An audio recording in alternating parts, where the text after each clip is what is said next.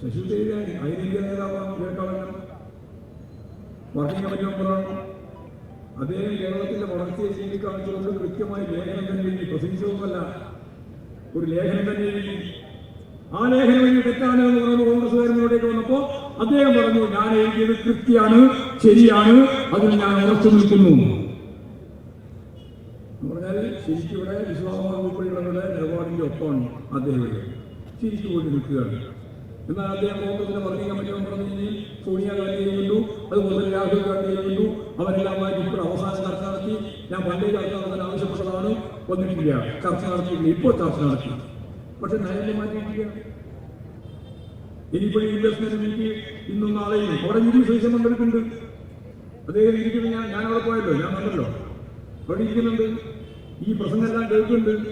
മുഖ്യമന്ത്രിയുടെ പ്രസംഗമുണ്ട്, അതുപോലെ തന്നെ വ്യവസായ വകുപ്പ് മന്ത്രിയുടെ പ്രസംഗമുണ്ട്, കേന്ദ്രമന്ത്രിമാരുടെ പ്രസംഗമുണ്ട്, ഈ പറയുന്ന എല്ലാവരുടെയും പ്രസംഗങ്ങളുണ്ട്. അതെല്ലാം കേട്ടിരിക്കുകയാണ്.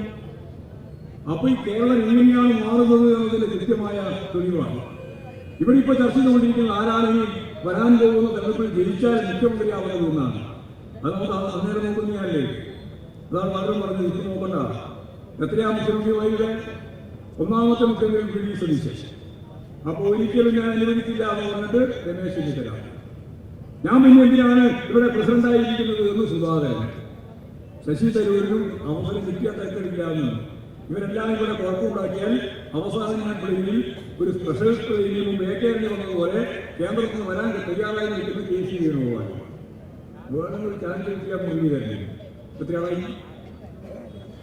ഇവരെല്ലാം കൂടി ചേർന്ന് എന്റെ പിടിക്കുന്ന പോലെ അങ്ങോട്ടും ഇങ്ങോട്ടും പിടിച്ചാൽ ഈ വരാൻ പോകുന്ന 26 മെയ്യിൽ നടക്കുന്ന തെരഞ്ഞെടുപ്പിൽ 3ാം ടേം കേരളത്തിൽ ഇടതുപക്ഷ ജനാധിപത്യ മുന്നണി ഗവൺമെന്റ് അധികാരത്തിൽ വരുമെന്ന കാര്യത്തിൽ ഒരു സംശയം ഉണ്ടാവുന്നതില്ല.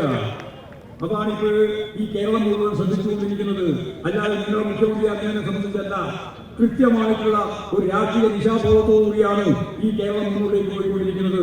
ഞങ്ങൾക്ക് പ്രയാസമുണ്ട്, എങ്കിൽ പോലും 62 ലക്ഷം ആളുകൾക്ക് കൃത്യമായിട്ട് 1600 രൂപ വർദ്ധിപ്പിക്കാനാണ് ആലോചിച്ചതാണ്.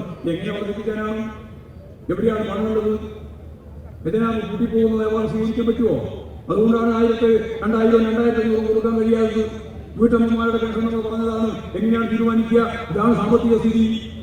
അപ്പോൾ പാവപ്പെട്ട ആളുകൾക്ക് കൊടുത്തുകൊണ്ടിരിക്കുന്ന ആനുകൂല്യങ്ങൾ നിലനിർത്തിക്കൊണ്ടും ഇനിയും പാവപ്പെട്ട ആളുകളെ സമീപിച്ച് അവർക്ക് ആവശ്യമായ നിലപാടുകൾ ഈ ഗവൺമെന്റ് കൃത്യമായിട്ട് സ്വീകരിച്ചുകൊണ്ടും ഒരു വികസന പ്രവർത്തനത്തിൽ നിന്നും പിന്നോട്ടേക്ക് പോകാതെ രാജ്യത്തിന്റെ ലോകത്തിന്റെ മുമ്പിലെ ഏറ്റവും പ്രധാനപ്പെട്ട ഒരു കേന്ദ്രമായി ഈ കേരളത്തെ മാറ്റുന്നതിനു വേണ്ടിയുള്ള പ്രക്രിയയിൽ നിങ്ങളുടെ എല്ലാം പരിപൂർണമായ പിന്തുണയുണ്ടാവണമെന്നും നിരവധിയായ പാർട്ടികളിൽ നിന്ന് ഇടതുപക്ഷ പ്രസ്ഥാനങ്ങളിലേക്ക്, പ്രത്യേകിച്ച് CPIM-ലേക്ക് പുതിയ ആളുകളെ ഉൾക്കൊള്ളാനുള്ള കൃത്യമായ അതിന്റെ ഒരു വികാസ പ്രക്രിയയാണ് ഇപ്പോൾ കേരളത്തിൽ ഉടനീളം നടന്നുകൊണ്ടിരിക്കുന്നത്. ആയിരക്കണക്കിന് ആളുകൾ കേരളത്തിന്റെ വിവിധ മേഖലയിൽ നിന്ന് കോൺഗ്രസിൽ നിന്നും BJP-യിൽ നിന്നും ഉൾപ്പെടെ ഈ പാർട്ടിയിലേക്ക് വന്നുകൊണ്ടിരിക്കുന്നുണ്ട്.